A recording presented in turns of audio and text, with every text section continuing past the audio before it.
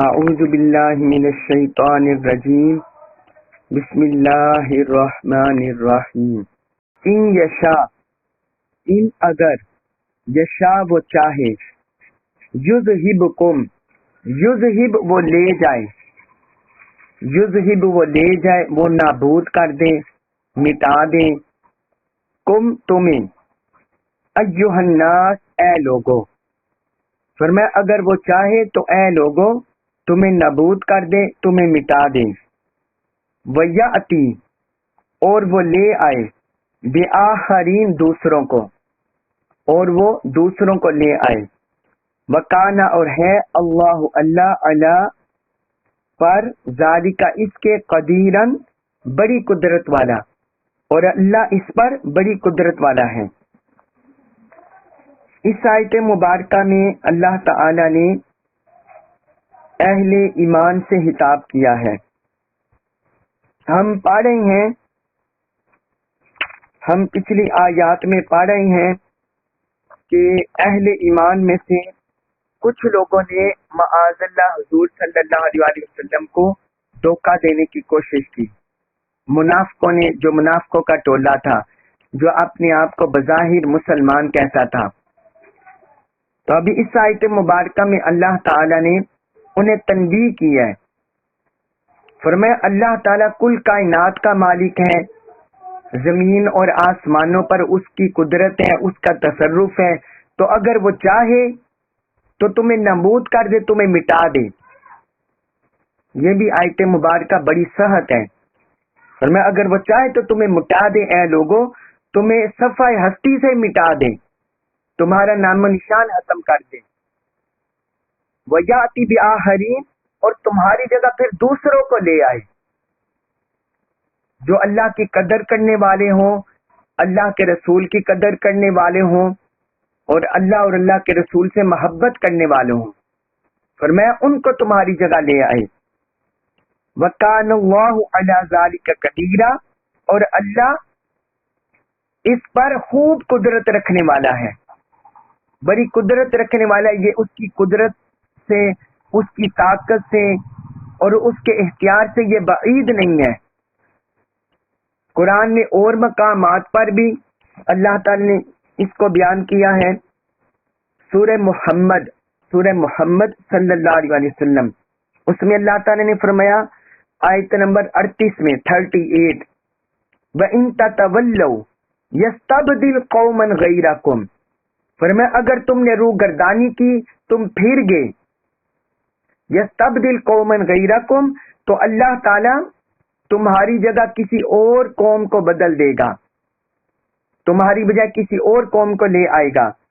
ثم لا تکونوا امثالکم، ثم لا یکونوا امثالکم، پھر وہ تم جیسے نہیں ہوں گے۔ تو اس کا مطلب ہے کہ اللہ تعالی کے ہاں مخلوق کی کوئی اس میں کمی نہیں ہے، اس کے خزانوں میں کوئی کمی نہیں ہے، بندگان خدا میں کوئی کمی نہیں ہے۔ وہ جس کو چاہتا ہے چن لیتا ہے، اپنی عبادت کے لیے، معرفت کے لیے، قربت کے لیے، اپنے حبیب کی معرفت اور قربت کے لیے۔ اس لیے بندوں کو ہر وقت ڈرتے رہنا چاہیے، بندوں کو ہر وقت ڈرتے رہنا چاہیے۔ اس کے بعد فرمایا سورۃ النساء آیت نمبر 134 میں، من جو کانا ہے یریدو چاہتا، من کانا یریدو جو شخص چاہتا ہے، ثواب دنیا انعام دنیا کا، جو شخص دنیا کا انعام چاہتا ہے، فعند اللہ تو پاس اللہ کے، ثواب الدنیا انعام ہے دنیا کا، والآخرت اور آخرت کا۔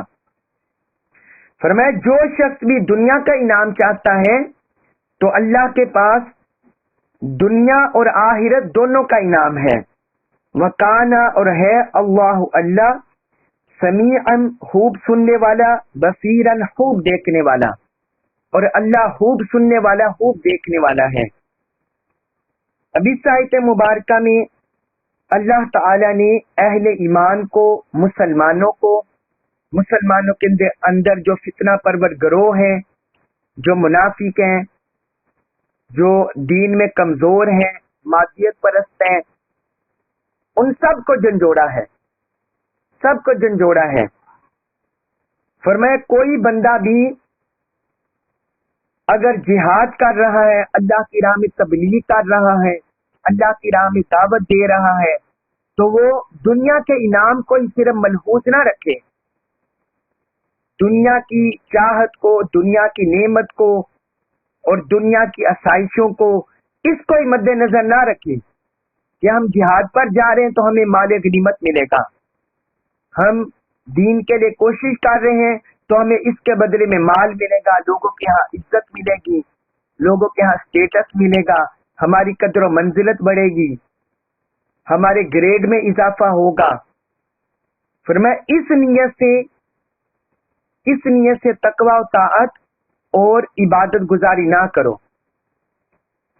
तो जो शख्स भी दुनिया का इनाम चाहता है तो अल्लाह ताला ने फरमाया फ़इंदल्लाहि सवाबुद दुनिया वल आखिरा, तुम्हारा मालिक, तुम्हारा खालिक तो वो है अल्लाह जिसके पास दुनिया और आखिरत की सारी नेमतें हैं, उसके पास दुनिया और आखिरत के इनामात हैं। तो तुम क्यों अपने अमल को, अपनी नियत को महदूद करके अपने जो तुम पर इनाम होना था दुनिया और आखिरत का, उसको क्यों, उसमें क्यों कमी कर रहे हो, आखिरत के इनामात से क्यों महरूम हो रहे हो। जो कोई भी बंदा इखलास से स्ट्रगल करेगा उसे इज्जत मिलती है, दुनिया में भी इज्जत मिलती है, आखिरत में भी इज्जत मिलती है। लेकिन इंसान अपनी नियत की वजह से, इरादों की वजह से आखिरत का हिसारा कर लेता है, आखिरत का हसारा कर लेता है। तो अल्लाह ताला ने फरमाया कि अल्लाह के पास दुनिया और आखिरत के दोनों के इनामात मौजूद है। इससे हमें ये भी पता चल गया कि जो लोग ये समझते हैं, बाज लोग इस तरह भी दीन में स्ट्रगल करते हैं, दीन में कोशिश करते हैं, तबलीग करते हैं कि हमें सिर्फ आखिरत में इनाम मिलेगा, तो ये भी अल्लाह की नेमतों को महदूद करने वाली बात है, अल्लाह की रहमत को महदूद करने वाली बात है। ये भी गलत नजरिया है। अल्लाह ताला ने फरमाया कि अल्लाह के पास दुनिया और आखिरत के दोनों तरह के इनामात मौजूद हैं। जो बंदा भी हुस्न नियत से और इखलास के साथ मेहनत करता है तो अल्लाह ताला उसे दुनिया में भी इनामात अता फरमाता है। हाँ, कोई बंदा अगर सारी दुनिया को छोड़ दे इखलास के साथ और जो कुछ उसे मिले अल्लाह की राह में खर्च कर दे, कुर्बान कर दे, तो जाहिरन बात है उसको ज्यादा दर्जा मिलेगा। जिस तरह आका अलैहिस्सलातु वस्सलाम कि जो कुछ आपके पास आता आप सब कुछ अल्लाह की राह में खर्च कर देते।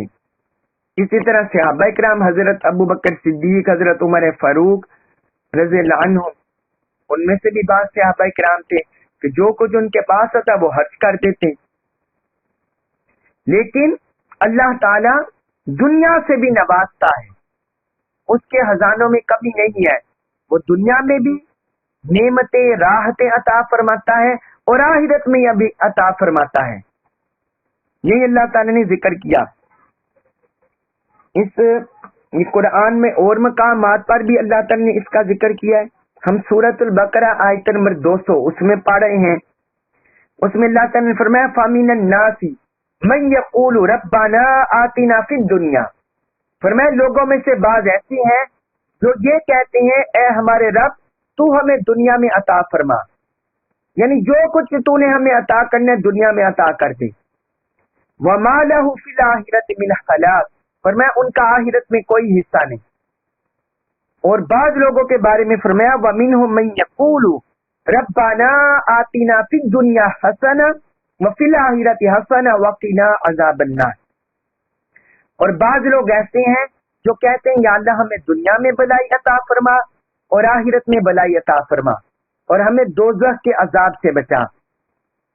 यानी बाज लोग ऐसे भी हैं तो जो दुनिया और आखिरत के लिए, दुनिया और आखिरत अल्लाह से तलब करते हैं तो अल्लाह ताला उन्हें दुनिया और आखिरत भी अता फरमाता है, और जो सिर्फ दुनिया पर फोकस करते हैं, आखिरत की तरफ तवज्जो नहीं करते, तो वो आखिरत की नेमतों से महरूम रह जाते हैं।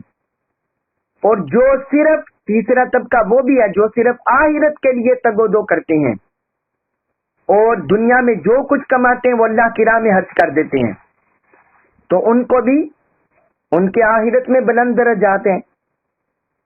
اس طرح سورۃ الشورى آیت نمبر 20، اس میں اللہ تعالی نے فرمایا من کان یرید حرث الآخرۃ نزد لہ فی حرثہ، فرمایا جو شخص آخرت کی کھیتی کا ارادہ کرے، آخرت کی کھیتی کا ارادہ کرے، نزد لہ فی حرثہ، ہم اسے اس کی کھیتی میں زیادہ دیتے ہیں۔ یعنی جو صرف آخرت کی نیت کر کے، آخرت کے اجر و ثواب کی، آخرت کے انعامات کی، اللہ کی رضا کی، اللہ کی قربت کی، جو صرف اس نیت سے کام کرے تو فرمایا ہم اس کی کھیتی میں اضافہ کرتے ہیں، ہم اسے اضافہ کرتے ہیں۔ وَمَنْ كَانَ يُرِيدُ حَرْثَ الدُّنْيَا نُؤْتِهِ مِنْهَا، اور جو شخص صرف دنیا کی کھیتی کا ارادہ کرے، نُؤْتِهِ مِنْهَا، تو ہم اسے اس میں سے عطا کرتے ہیں۔ وَمَا لَهُ فِي الْآخِرَةِ مِن نَصِيبٍ، اور اس کے لیے آخرت میں کوئی حصہ نہیں ہوتا۔ سورۃ الشورى آیت نمبر 20 میں اللہ تعالی نے بیان کیا۔ تو اس آیت مبارکہ میں بھی اللہ تبارک و تعالی نے اسی حقیقت کو لوگوں کے سامنے بیان کیا ہے کہ اللہ کے پاس دنیا کے بھی انعامات ہیں، نعمتیں ہیں، اور آخرت کی بھی ہیں۔ تو یہ بندے کا نصیب ہے، بندے کی نیت ہے، بندے کا دھیان ہے، گیان ہے کہ وہ کیسے اپنے رب سے مانگتا ہے۔ وَكَانَ اللَّهُ سَمِيعًا بَصِيرًا، اور اللہ خوب سننے والا، خوب دیکھنے والا ہے۔ یعنی وہ بندوں کے انعام، بندوں کے دیکھ رہا ہے، بندوں کے اعمال دیکھ رہا ہے، بندوں کے کام دیکھ رہا ہے، بندوں کے اقوال سن رہا ہے کہ بندے کس نیت سے باتیں کر رہی ہیں، کس نیت سے عمل کر رہی ہیں، وہ سب کچھ جانتا ہے۔ اس کے بعد ہے سورۃ النساء آیت نمبر 135، یا ایھا الذین، اے لوگو، آمنو، جو ایمان لائے، یعنی اے ایمان والو، کونو، تم ہو جاؤ، قوامینا، مضبوطی کے ساتھ قائم رہنے والے، مضبوطی کے ساتھ قائم رہنے والے، بالقسط، انصاف پر۔ یا ایھا الذین آمنوا کونوا قوامین بالقسط، اے ایمان والو تم مضبوطی کے ساتھ انصاف پر قائم رہنے والے بن جاؤ۔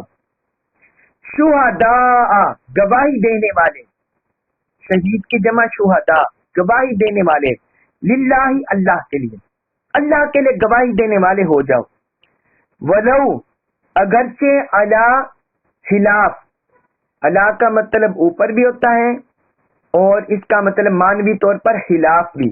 فرمایا ولو، اگرچہ، علی، خلاف ہو، انفسکم، تمہاری جانوں کے، یعنی چاہے وہ گواہی تمہارے خلاف ہو، ابل والدین، ابل یا الوالدین، تمہارے والدین کے یا تمہارے والدین کے خلاف ہو، والاقربین، اور رشتہ داروں کی، یا تمہارے والدین اور رشتہ داروں کے خلاف ہو، ان، اگر، یکن، وہ ہو، غنیًا، مالدار، ان، اگر، اگرچہ، یکن، وہ ہو، غنیًا، مالدار، او یا فقیراً، فقیر، اگرچہ وہ غنی ہو یا فقیر ہو، اگرچہ وہ مالدار ہو یا فقیر ہو، فاللہ، تو اللہ، اولا، زیادہ ہے رہا ہے، بہما، ان دونوں کا، تو اللہ ان دونوں کے زیادہ ہے رہا ہے، ان دونوں کا زیادہ ہے رہا ہے۔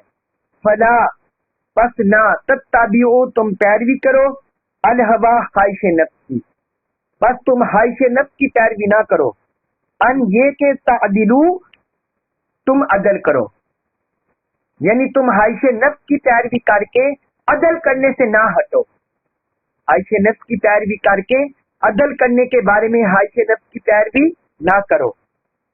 وَإِنْ، اور اگر، تلوو، تم پیشدار بات کرو گے، تلوو، تم پیشدار بات کرو گے، عمدن، جھوٹ بولو گے، او یا تعرضو، تم پہلو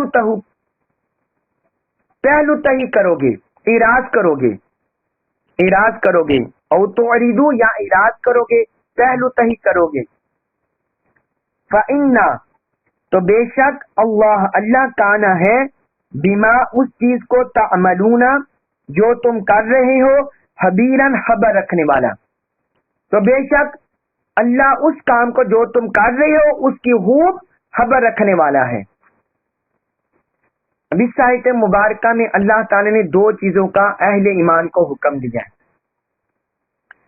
پہلے فرمایا کہ اے ایمان والو، تم انصاف پر مضبوطی کے ساتھ قائم رہنے والے ہو جاؤ، انصاف پر مضبوطی کے ساتھ قائم رہنے والے ہو جاؤ، یعنی عدل و انصاف قائم کرنے والے بن جاؤ، عدل و انصاف نافذ کرنے والے بن جاؤ۔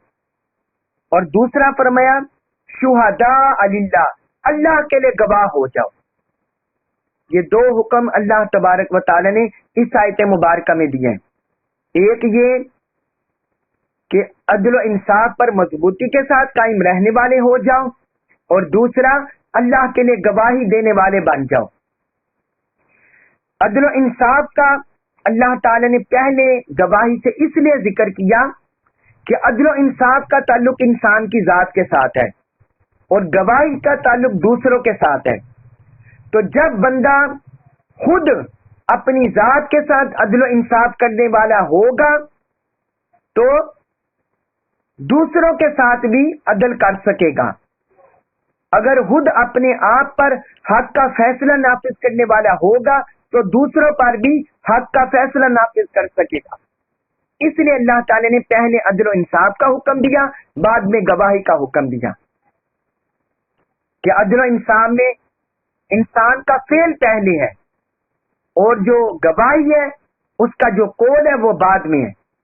تو پہلے فرمایا کہ پہلے اپنے آپ کو درست کرو، اپنے آپ کو عدل و انصاف کے پیمانوں پر پورا اترو، اور پھر دوسروں کے لیے حق کی راہ کھولنے کے لیے، حق تک پہنچنے کے لیے پھر اللہ کے لیے گواہی دینے والے ہو جاؤ۔ اور اس میں آگے اللہ تعالی نے گواہی کے بارے میں مزید بیان فرمایا۔ گواہی کی مزید اللہ تعالی نے فرمایا اس سورۃ النساء آیت نمبر 135 میں پہلے فرما دیا کہ اے ایمان والو تم اللہ کے لیے گواہی دینے والے بن جاؤ، شہداء للہ، یعنی جب بھی تم حق کے لیے گواہی دو، عدل و انصاف کے لیے گواہی دو، کسی کو حق دلانے کے لیے، ظلم کے خاتمے کے لیے، تو اس میں لالچ، حرص، طمع نہ ہو، بلکہ اس میں اللہ کی رضا ہو، اللہ کے لیے، اللہ کا حکم پورا کرنے کے لیے گواہی دو۔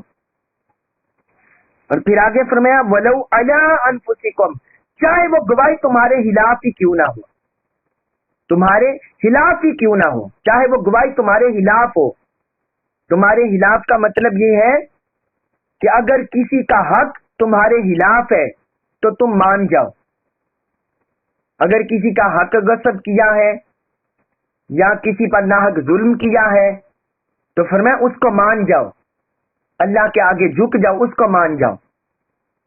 اور دوسرا اس کا معنی یہ ہے کہ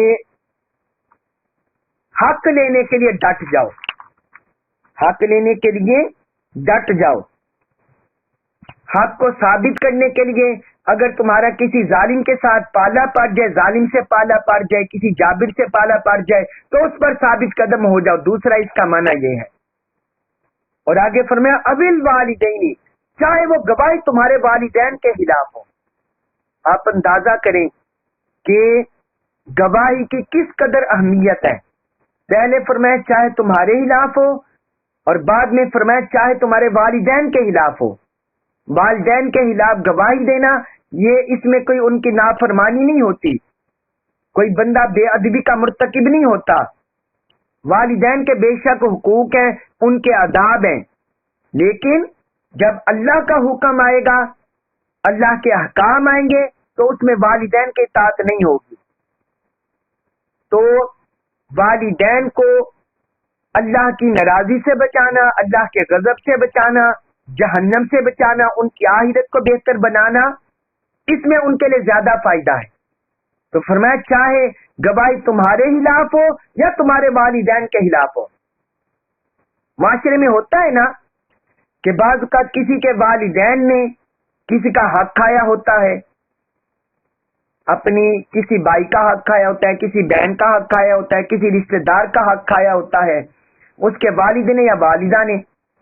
تو فرمایا چاہے گواہی تمہیں اپنے والدین کے خلاف ہی کیوں نہ دینی پڑے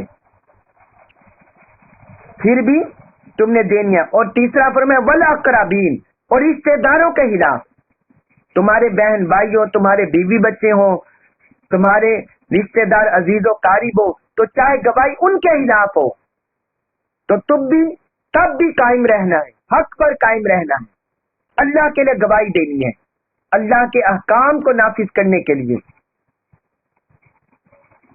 ہمارے عدالتی نظام میں دیکھیں نا، جوڈیشری سسٹم، عدلیہ کے نظام، یہاں گواہ بکتے ہیں اور لوگ پیسے کے زور پر بک جاتے ہیں، جھوٹی گواہی چلتی ہے، لوگ دوسروں کا مال ہڑپ کر جاتے ہیں، دوسروں کے حقوق کھا جاتے ہیں، ظلم کرتے ہیں. اس لیے اللہ تعالی نے اس قدر سختی سے بیان فرمایا ہے گواہی کا حکم. فرمایا ان یکن غنیا او فقیرا فاللہ اولی بہما. فرمایا چاہے وہ گواہ غنی ہو، مالدار ہو یا فقیر ہو، اللہ تم سے زیادہ ان کا ہے رہا ہے. تم یہ سمجھو گے کہ کوئی مالدار ہے تو کہیں وہ ہم پر ظلم نہ کرے، کہیں وہ ہمارے خلاف نہ ہو جائے یا ہمیں نقصان نہ پہنچائے، یا وہ فقیر ہو یا کوئی فقیر ہو تو اس کی غربت کی وجہ سے گواہی نہ چھوڑو، کسی کی امیری کی وجہ سے اور کسی کی غربت کی وجہ سے گواہی نہ چھوڑو. ہم انسانوں کے ہیرہا بنتے ہیں نا تو اللہ تعالی رب العالمین ہے، تو فرمایا فاللہ اولی بہما، اللہ ان کا زیادہ ہے رہا ہے، اللہ ان دونوں کا زیادہ ہے رہا ہے. اللہ تعالیٰ جانتا ہے کہ اس بندے کی ہے رہائی کس چیز میں ہے، لہذا فرمایا کہ تم ان کی غربت کا اور ان کی امیری کا خیال نہ رکھو. پھر آگے مزید فرمایا فلا تتبعوا الهوى ان تعدلوا، عدل کرنے کے معاملے میں تم خواہش نفس کی پیروی نہ کرو.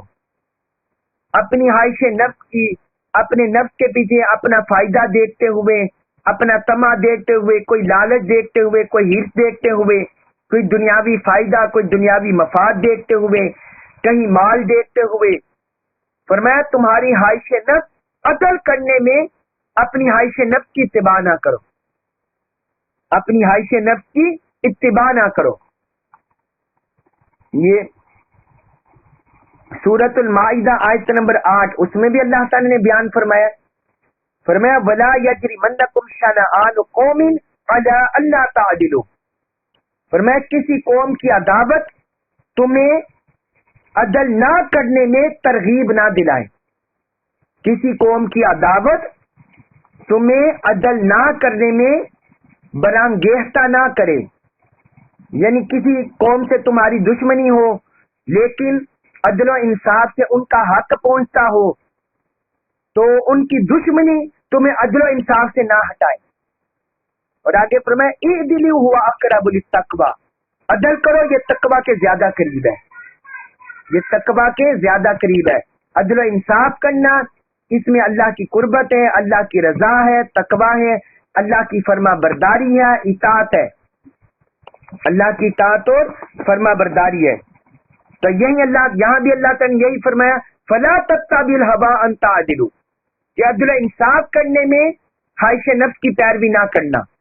اور آگے فرمایا وَإِن تَلْوُوا أَوْ تُعْرِضُوا، اگر تم کوئی گواہی میں پیشدار بات کرو گے، یعنی کوئی نرم رویہ دکھاؤ گے یا کوئی دوگلا پالیسی ڈبل فیس ظاہر کرو گے یا کوئی ایسی بات کرو گے کہ جس سے حق واضح نہ ہوتا ہو، عدل و انصاف کے تقاضے پورے نہ ہوتے ہوں، یا اوتوریدو یا اراض کرو گے، یعنی گواہی سے بندہ اراض کر لے، اسے پتا ہے کہ یہ فلاں بندے کا حق بنتا ہے، اس کے باوجود گواہی نہ دے، گواہی سے پیچھے ہٹ جائیں. تو فرمایا فَإِنَّ اللَّهَ كَانَ بِمَا تَعْمَلُونَ خَبِيرًا، تو جو کچھ تم کر رہے ہو اللہ اسے خوب دیکھنے والا ہے، اس سے خبردار ہے. تو اس کا مطلب یہ ہے کہ وہ بندہ گواہی کو چھپا کر، گواہی کے پیچھے ہٹ کر وہ گویا گناہ کر رہا ہے، گناہ کبیرہ کر رہے ہیں، گناہ کبیرہ کر رہے ہیں. یہ سورۃ البقرہ آیت نمبر 283 اس میں بھی ہم پا رہے ہیں. اس میں بھی اللہ تعالی نے بیان فرمایا وَلَا تَكْتُمُ الشَّهَادَةَ وَمَن يَكْتُمْهَا فَإِنَّهُ آثِمٌ قَلْبُهُ، فرمایا تم گواہی کو نہ چھپاؤ، اور جو بھی اسے چھپائے گا فَإِنَّهُ آثِمٌ قَلْبُهُ، تو اس کا دل گناہگار ہوگا، وہ یعنی گناہ کمائے گا، اللہ کی نافرمانی کمائے گا. سورۃ البقرہ آیت نمبر 283 میں اللہ تعالی نے بیان فرمایا. اس طرح حضور نبی اکرم صلی اللہ علیہ وسلم نے فرمایا کیا میں تم کو بہترین گواہوں کی خبر نہ دوں؟ صحابہ سے فرمایا کیا میں تمہیں بہترین گواہوں کی خبر نہ دوں؟ بہترین گواہ وہ ہے جو گواہی کو طلب کرنے سے پہلے گواہی کو پیش کر دے، جو گواہی کو طلب کرنے سے پہلے گواہی کو پیش کر دے، وہ بہترین گواہ ہے. یہ صحیح مسلم حدیث ہے، حدیث نمبر 1719.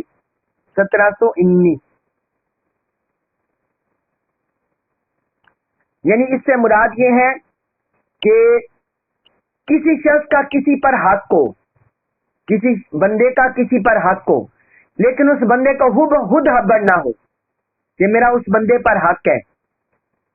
کوئی اس کے عزیز و قاری میں فوتگی ہو گئی ہو، یا کوئی ایسا معاملہ ہو گیا جو اسے خبر نہ ہو، لیکن کسی تیسرے بندے کو پتا ہو، وہ اس میں گواہ ہو، اس معاملے میں اسے پتا ہو کہ یہ اس کا حق ہے، تو وہ بندہ آگے بڑھ کر بجائے کہ وہ معاملہ کھلے، پھر وہ پنچایت بیٹھے یا عدالت میں جائے مقدمہ پیش ہو، جس بندے کو پتا ہو یہ اس کا حق ہے، وہ خود آگے بڑھ کر اس کی حق کی ادائیگی میں گواہی دے دے.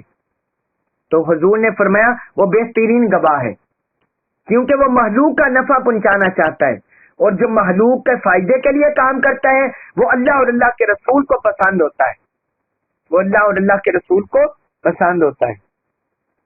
تو یہ حضور نے بیان فرمایا. تو فرمایا اللہ تعالی نے فَإِنَّ اللَّهَ كَانَ بِمَا تَعْمَلُونَ خَبِيرًا، جو کچھ تم کر رہے ہو اللہ اسے خبردار ہے، اللہ اس سے آگاہ ہے، اسے جانتا ہے کہ کوئی بندہ کیسے گواہی کے نظام کو قائم کر رہے ہیں اور کیسے عدل و انصاف کر رہے ہیں. اس کے بعد فرمایا سورۃ النساء آیت نمبر 136 یا ایھا الذین آمنو، اے ایمان والو، آمینو تم ایمان لاؤ، باللہ اللہ پر، ورسولہ و اور رسولہ اس کے رسول پر، والکتاب الذی والکتاب اور اس کتاب پر، الذی وہ جو نزل اس نے اتاری ہے، علی رسولہ اپنے رسول پر. فرمایا اے ایمان والو تم اللہ پر ایمان لاؤ، ورسولہ اور اس کے رسول پر ایمان لاؤ، والکتاب الذی نزل علی رسولہ اور اس کتاب پر ایمان لاؤ جو اس نے اپنے رسول پر اتاری ہے، والکتاب الذی والکتابی اور اس کتاب پر، الذی وہ جو انزل اس نے اتاری ہے، من قبل اس سے پہلے، اور اس کتاب پر بھی ایمان لاؤ جو اس سے پہلے اس نے اتاری ہے. ومن اور جو شخص یکفر انکار کرے، باللہ اللہ کا، وملائکتہ اور اس کے فرشتوں کا، وکتبہ اور اس کی کتابوں کا، ورسلہ اور اس کے رسولوں کا، والیوم الآخر اور آخرت کے دن کا. فرمایا اور جو شخص بھی اللہ کا اور اس کے فرشتوں کا اور اس کی کتابوں کا اور اس کے رسولوں کا اور آخرت کے دن کا انکار کرے، فقد تو بے شک، دلہ وہ بھٹک گیا، دلالن بھٹکنا، بعیدن دور دراز، وہ دور دراز گمراہی میں بھٹک گیا، وہ دور دراز گمراہی میں بھٹک گیا. اس آیت مبارکہ میں اللہ تبارک و تعالی نے ایمانیات کو بیان کیا ہے، ارکان ایمان کو. اب یہ بات غور طلب ہے کہ مومن جو فرمایا یا ایھالذین آمنوا، اے ایمان والو، ایمان والے تو کہتے ہی اسے ہیں جو اللہ پر ایمان لائے، اس کے رسولوں پر ایمان لائے، جو آخرت پر ایمان لائے، کتابوں پر ایمان لائے، فرشتوں پر ایمان لائے، اسے مومن بولتے ہیں۔ پھر اللہ تعالیٰ نے ایمان والے کہہ کر آمنوا باللہ ورسولہ والکتاب الذی نزل علی رسولہ یہ آگے کیوں بیان فرمایا؟ تو یہ بات یاد رکھیے، جس طرح ہم نماز میں پڑھتے ہیں نا، نماز میں پڑھتے ہیں اہدنا الصراط المستقیم، یا اللہ ہمیں سیدھا راستہ دکھا یا سیدھے راستے پر چلا۔ حالانکہ ہم تو نماز میں ہوتے ہیں، پھر بھی ہم سورہ فاتحہ میں ہر بار یہ دعا پڑھتے ہیں۔ تو یہ دراصل استقامت کے لیے دعا ہوتی ہے۔ کس کے لیے دعا ہوتی ہے؟ استقامت کے لیے، ثابت قدمی کے لیے، کہ یا اللہ یہ جو ہم صراط مستقیم جو تیری رضا میں کھڑے ہیں، تیری بارگاہ میں کھڑے ہیں، باری تعالیٰ ہمیں اس میں استقامت نصیب فرما، ہمیں اس میں دوام نصیب فرما، ہمیں اس میں ثابت قدمی نصیب فرما۔ تو یہ جو اللہ تعالیٰ نے یہاں حکم دیا ہے، اے ایمان والو تم اللہ پر ایمان لاؤ اور اس کے رسول پر ایمان لاؤ، اور جو اس نے کتاب اتاری اپنے رسول پر اس پر ایمان لاؤ، تو اس میں اللہ تعالیٰ نے دراصل ہمیں کامل ایمان کا حکم دیا ہے، کامل ایمان اور استقامت والا ایمان۔ فرمایا اللہ پر ایسا ایمان لے آؤ جس میں تزلزل نہ ہو، جس میں ڈگمگانا نہ ہو، بندہ متزلزل نہ ہو، نہ اس میں تذبذب ہو، نہ اس میں شک و شبہ ہو، نہ اس میں ارتیاب ہو، نہ اس میں کوئی تزلزل ہو۔ اللہ اور اللہ کے رسول پر اور اس کی اتاری ہوئی کتاب پر ایسے کامل ایمان لاؤ جیسے ایمان لانے کا حق ہے، جیسے ایمان لانے کا حق ہے۔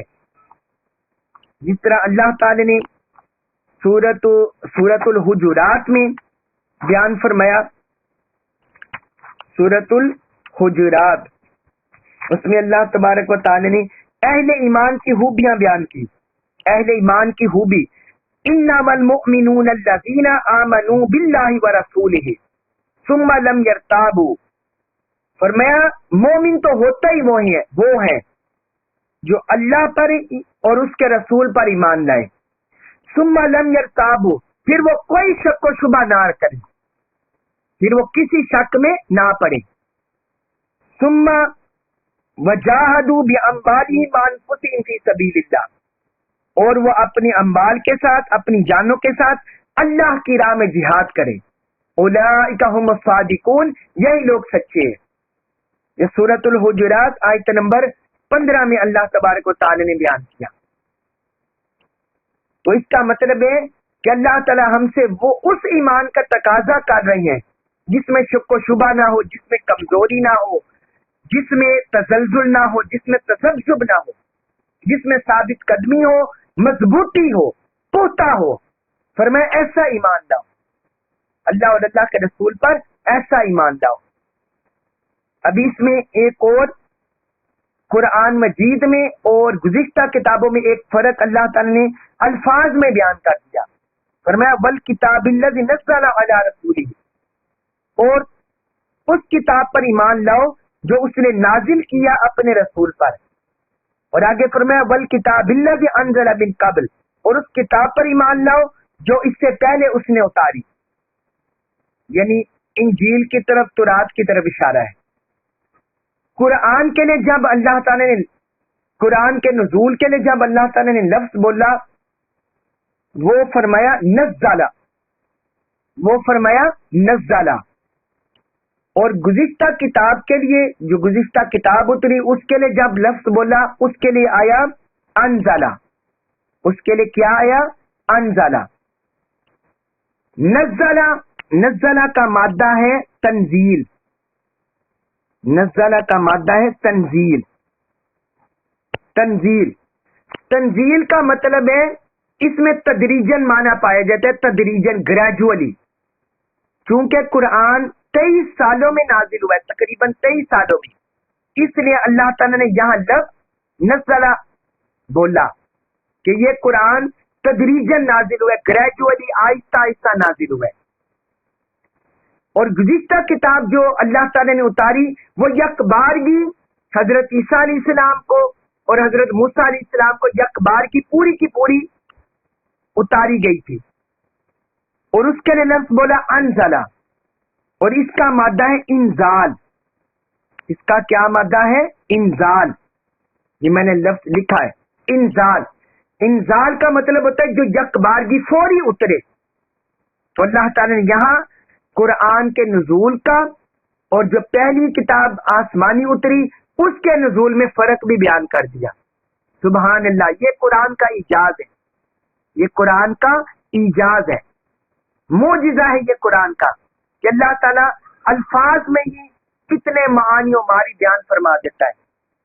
پھر آگے فرمایا وَمَن يَكْفُرْ بِاللَّهِ وَمَلَائِكَتِهِ وَكُتُبِهِ وَرُسُلِهِ وَالْيَوْمِ الْآخِرِ، اور جو کوئی بھی اللہ کا اور اس کے فرشتوں کا اور اس کی کتابوں کا اور اس کے رسولوں کا اور یوم آخرت کا انکار کرے گا، یعنی اللہ تعالیٰ نے ارکان ایمان کو بیان فرما دیا. وہ ایمان مفصل ہم پڑھتے ہیں، ایمان مفصل آمنت باللہ وملائکتہ وکتبہ ورسلہ والیوم الآخر والقدر خیرہ وشرہ من اللہ تعالی والبعث بعد الموت. اور اس آیت مبارکہ میں تقدیر نہیں ہے، تقدیر کا بیان نہیں، وہ باقی آیات مبارکہ میں ہے اور احادیث مبارکہ میں ہے. لیکن جو ہم ایمان مفصل پڑھتے ہیں وہ باقی سارا اس آیت مبارکہ میں ذکر ہے. تو فرمایا جو کوئی بھی اللہ کا اور اس کے فرشتوں کا اور اس کی کتابوں کا اور اس کے رسولوں کا اور یوم آخرت کا انکار کرے گا تو وہ دور گمراہی میں جا پڑا. اب یہ جو ترتیب اللہ تعالی نے بیان کیا اس میں بھی بڑی حکمت ہے، اس میں بھی بڑی حکمت ہے.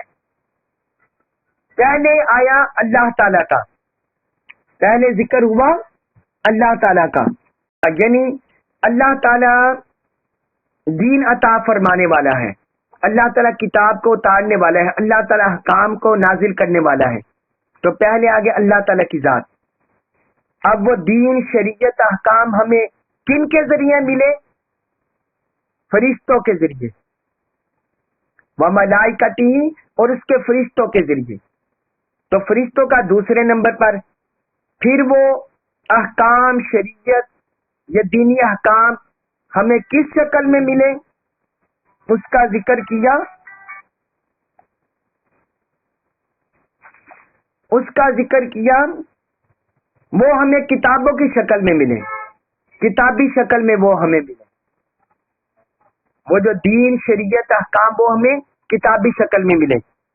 اور پھر چوتھا ورسلہ، جو دین اللہ تعالی نے، جو وہی اللہ تعالی نے فرشتوں کے سپرد کی کتابوں کی شکل میں، وہ کن پر اتری؟ انبیاء کرام رسولوں پر. چوتھے نمبر پر رسولوں کا ذکر آ گیا. اور پانچویں نمبر پر